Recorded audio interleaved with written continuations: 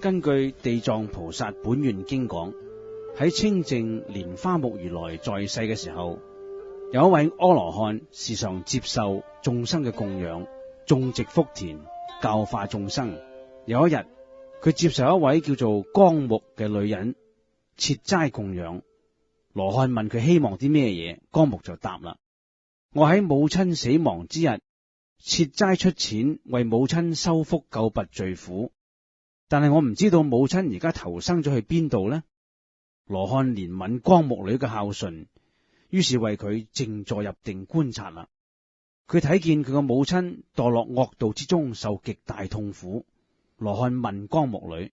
你母親生前做過啲咩嘢，如今在惡道中受苦報呢？光目女就答啦：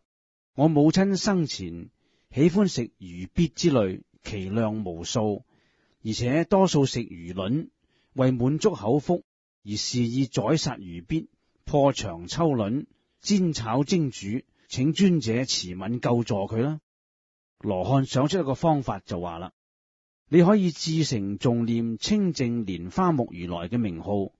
而且塑畫此佛像嘅形象，咁你母親就會得到超度啦。光目女聽完之後，即刻請人塑畫形象，朝夕誠心悲泣恭敬禮拜。有一晚，光目女夢見佛身金光照耀，高大如須彌山。佛對佢講啦：你母親不久當生到你家裏。後來光目女家內一婢女生咗一個男嬰，還不到3日就會講話喎。呢個嬰兒悲泣咁對光目女話啦：我就係你母親，所有造業嘅生死果報都由各人自作自受。自從死後，我一直墮喺幽冥地獄受苦，承蒙你念佛嘅功德，我先至可以投生做人，但係好短命，只活到13歲，死後又要墮落到惡道受苦。你有乜嘢辦法可以令我解脫罪業呢？光目悲泣咁話啦：你既然係我母親，應當知道曾經做過啲乜嘢罪業，如今墮落惡道裏邊呢？嬰兒就話啦：我係因為殺害畜生同毀罵親威2種業力而感受苦報嘅。光目聽完咗之後，對空中悲泣咁講啦：願我母親永離地獄，十方諸佛慈悲憐憫我，聽我為母親發廣大宏願。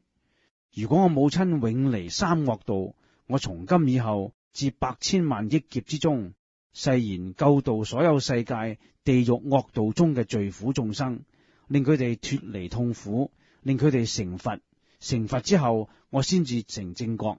光目女發完誓之後，忽然聽到清淨蓮花目如來嘅聲音話啦：光目，你能發慈悲心，為母親發咁大嘅誓願，我觀察你母親將來13歲後將卸此罪報之身，投生為梵志，享命100歲。受完此報之後，又投生無憂國土之中，壽命綿長無量，後來成佛，廣度無量眾生。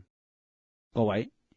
根據地藏經講，入定幫助光目女找尋母親所在嗰位羅漢，就係現在嘅無盡意菩薩。光目女嘅母親就係現在嘅解脫菩薩，而光目女就係現在嘅地藏王菩薩啦。地藏菩薩從過去久遠劫來廣度眾生，若有人做惡業，乃至不信因果、邪淫、妄語、惡口等呢啲業力，會令人死後墮落三惡道。但係如果遇到善知識勸導指點，立刻改惡向善，歸於恭敬禮拜地藏菩薩，係可以解脫三惡道嘅痛苦嘅。